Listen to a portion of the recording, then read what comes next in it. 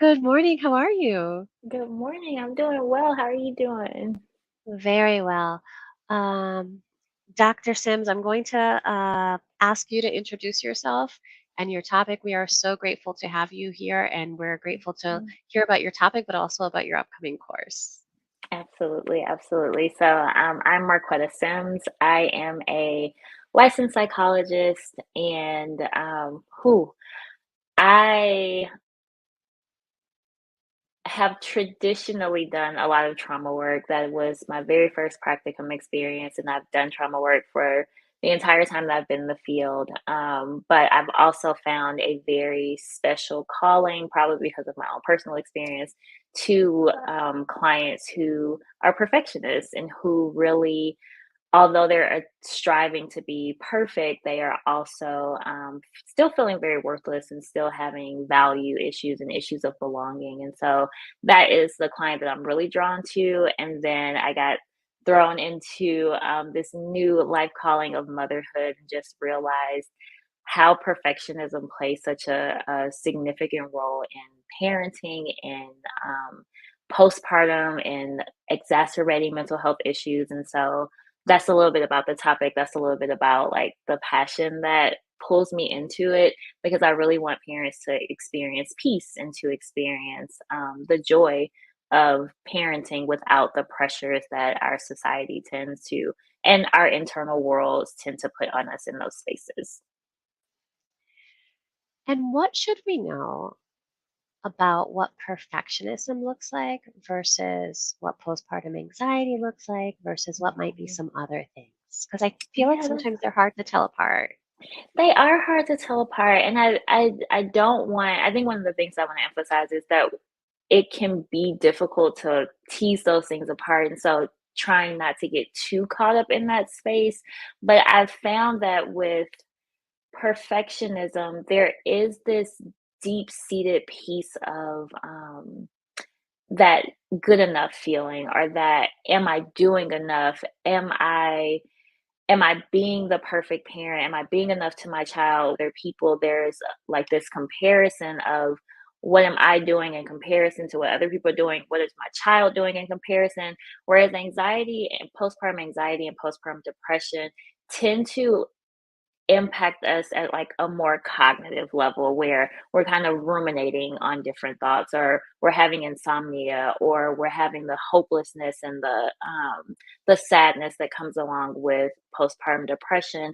And while those two things are separate, I think that perfectionism just exacerbates them too. So if we're having these pressures that we're experiencing and we're having these feelings of not being good enough, we probably are going to feel a little more hopeless. We're not going to experience that joy. We're not going to experience that peace that comes with postpartum anxiety. So again, like they can be very balled up together, but I do believe that a big part of the perfectionism comes from this void that we're trying to fill with the the wanting to be good enough and the wanting to be perfect to feel like we belong and that we have value in those spaces that I don't think we tend to see as much with postpartum anxiety and postpartum depression.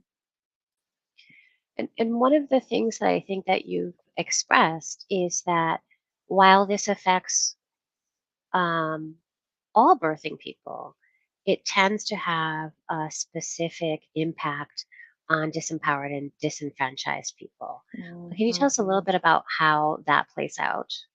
Yeah, for sure. So, one of the things that I think might contribute a lot more to that void that we're trying to fill is also almost not necessarily having the supports in place that are needed. So a lot of times when we're dealing with disempowered and dealing with disenfranchised people, they lack resources and they lack the support that is really needed to kind of be at peace and to feel it's almost like there's a privilege that comes along with peace. There's a privilege that comes along with being able to rest and relax. And I think that because those resources are not readily available to those populations, it can be difficult to even believe that you can not be perfect. I've often found that the systematic injustices really do contribute to this need to strive for perfection, this need to ensure that you're doing things a certain way so that things aren't taken away, that people aren't perceiving you in a certain way. So by the lack of resources and the lack of support that can often be there, people are thrown into a survival, honestly, a way of surviving that requires perfection in some way. Like just speaking from kind of personal experience as a Black woman, there is this idea that you have to do twice as much to get half as much. And so that can really be an undercurrent around striving for this perfection, because if we're not perfect, then we're not going to be able to get the things that we deserve or that we need or that would help us in these parenting spaces. So I think that those underlying stereotypes, those underlying beliefs that come into play from a societal perspective really do serve as an undercurrent to the beliefs that we have to be perfect in order to survive and thrive. Do you see any of this playing itself out intergenerationally? Oh, yes, absolutely. When I think of like modeling behavior, so parents who taught their children, modeled for their children that this is a way that you have to live, or this is the way that you survive, like the messages that are passed down from generation to generation, I absolutely believe plays a part in that. And I think that a lot of times my frame of reference for perfection is that it often started off early, especially if there was any kind of developmental trauma that existed. So, as a child, if you are learning that the way to avoid getting in trouble or the way to avoid anger or the way to avoid conflict in the home was to be a perfect child, you carry that into adulthood. So you're taking those lessons learned and those behaviors modeled from childhood into adulthood, recreating patterns of survival in a way that's no longer necessary. So even though that worked as a child because you're trying to, in a developmentally appropriate way, navigate the world and regulate emotions, it worked for that time, but we often take that into adulthood where it isn't necessary anymore, but that is our learned way of existing in the world. So those patterns are passed on from the generations that we see before us, carried into our adulthood, and then we often can pass those on to our children as well. You know, I have this belief or this feeling that there's a lot of people who do everything that they possibly can for their kiddos, but don't necessarily do anything for themselves. Oh goodness, yes. So, what does it look like when you're trying to be the perfect parent, when you're trying to be the perfect partner, but you also need to make space for yourself? Like, what are because you Mhm. have these clients, you see people who are struggling with this. So, what does it look like to have people give themselves permission or even working themselves up to give themselves permission? That is such a good question, and it's really one of the things that I emphasize the most in working with clients. Of course, across the board, but I think definitely when it comes to this topic of perfection, because if we go back to the first part of your question, where you're trying to be the perfect parent, the perfect spouse, the perfect employee, those things, when we tack perfect onto anything, it is an impossible high standard that we cannot reach. So in that space, there's this sense of trying to conform and fit into a box that actually does not exist. And because you're trying to fit into this box, it it steals away from authenticity. It steals away from living just at a baseline level. I think that with perfection, there's always the bar is always moving higher. And so, whatever your baseline is, or whatever the average person's baseline is, you have to be achieving over that. where in the world is time for self-care? Where in the world is time for rest when you are constantly trying to be everything in all of these little boxes? So, one of the first steps is recognizing that you have to be able to breathe. You have to be able to sit back and take a step back and stop. Pause, I guess, would be probably a little easier to swallow, but pause so that you can be a more true and authentic person in all of those spaces. What I've found is that the perfectionist mind will tell you that the way to be accepted and loved and belong is to be perfect. But the reality is that people don't want perfection. People don't want a perfect person. People want a real person. People want someone that is able to be connected with. When I think about children, they just want your love, they want hugs, and they want cuddles. And if you are trying to do all of these things to be perfect, chances are you're not actually being the real spouse, the real parent, the real employee that people need. And so those pauses and those times of pouring into yourself and self-care and meeting your own needs allow you to be more authentic, because the perfect person doesn't need a break. The perfect person doesn't need time away, but the real person does. The real person needs real authentic engagement. The real person needs real rest. The real person needs real vacations and real time away.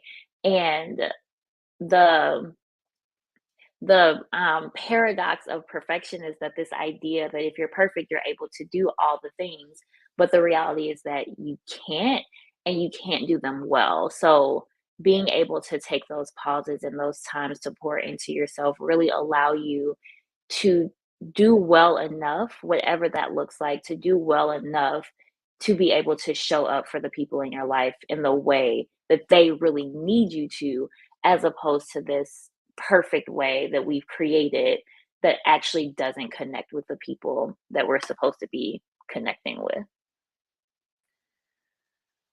Oh, so that Yeah. phrase well enough stung a little bit, Oh, right? yeah. Mhm. Ah, Mhm. so if someone is trying to integrate that into their self, Yeah. recover from some of the perfectionist tendencies, really live that more authentic self that you're describing, where would they start? Now, I know that you're going to have a whole class on this, but can you give us like a crib sheets version of what Yeah. might be one or two things that people could potentially look Yeah, no, that's a perfect question. Perfect question.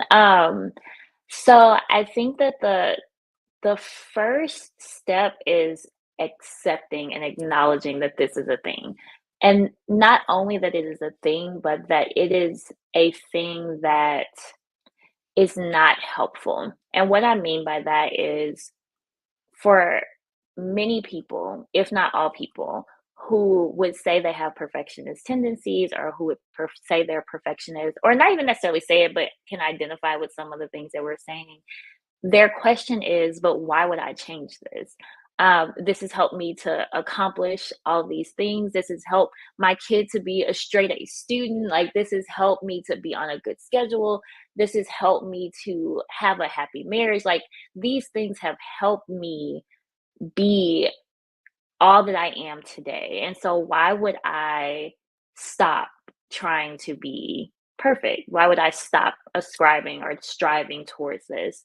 And while I agree, as a recovering perfectionist myself, I agree. It has been a significant factor in achievement and accomplishment and goals and all of the things that do make us who we are.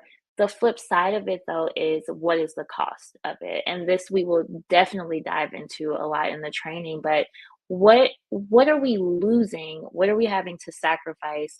What are we not able to actually do? What are we not able to actually feel if we are striving for perfection? How much are we missing out in the present moment?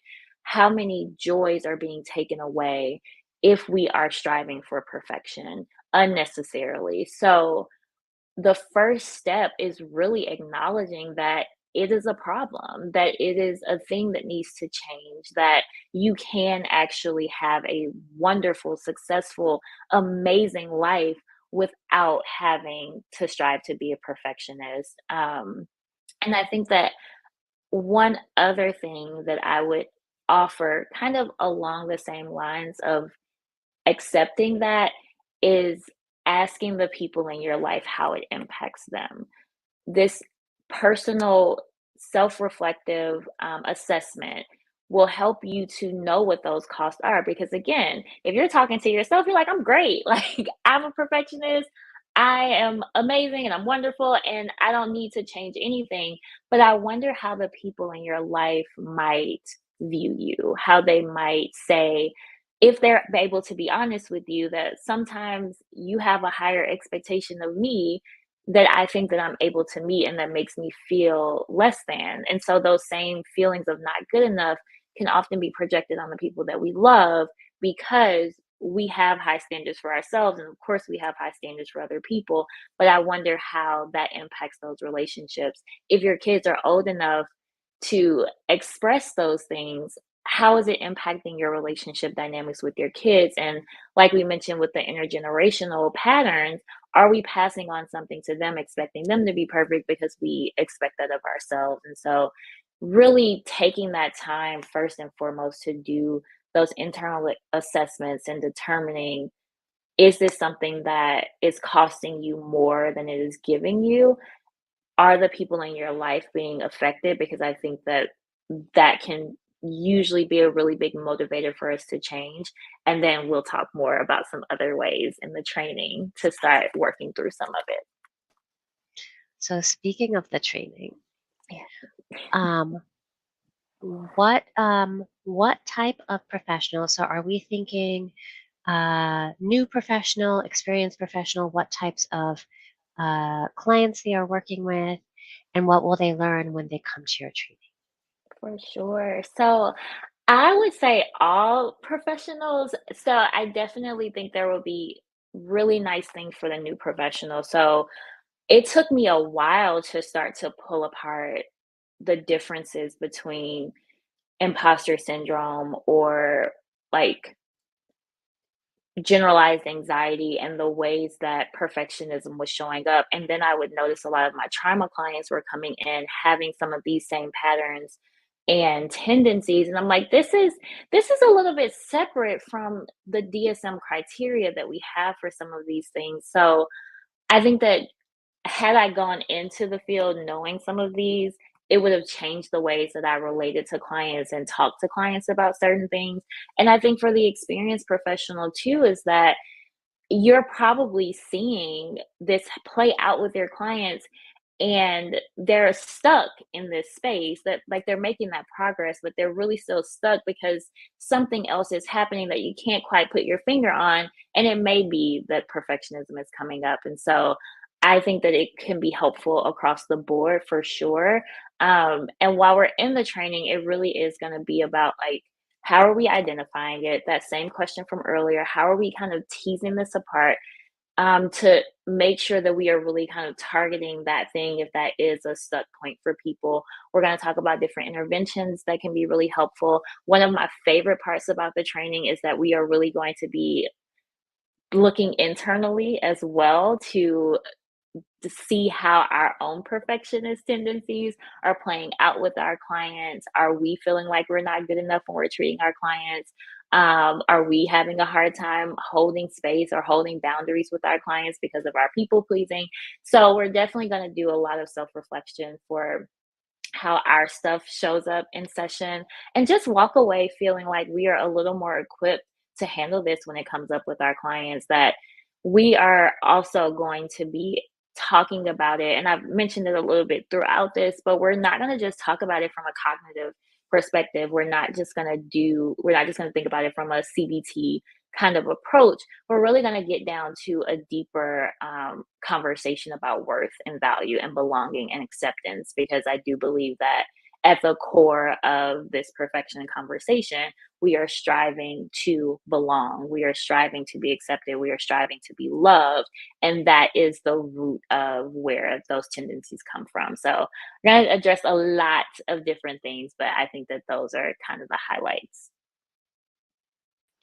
Thank you so much for that. And I guess my last question will be, what types of services do you provide for either supervision or consultation? How can people reach out to you if they're interested in having more of a one-to-one communication on some of these topics? Yeah, for sure. So I definitely do one-to-one supervision. I do one-to-one consultation. If you have some people that we want to do a group, I don't have groups running right now, but if we do want to get together and do some groups, I'm definitely open to facilitating and setting that up. I can be reached via my website at www.drmarquettasims.com. You can reach out and send me an email, and we can talk about making that happen. Thank you so much for joining us, Dr. Sims, and we'll link your website and also the information to register for your course um, with this Tuesday tea. So we really appreciate you. Thank you so much.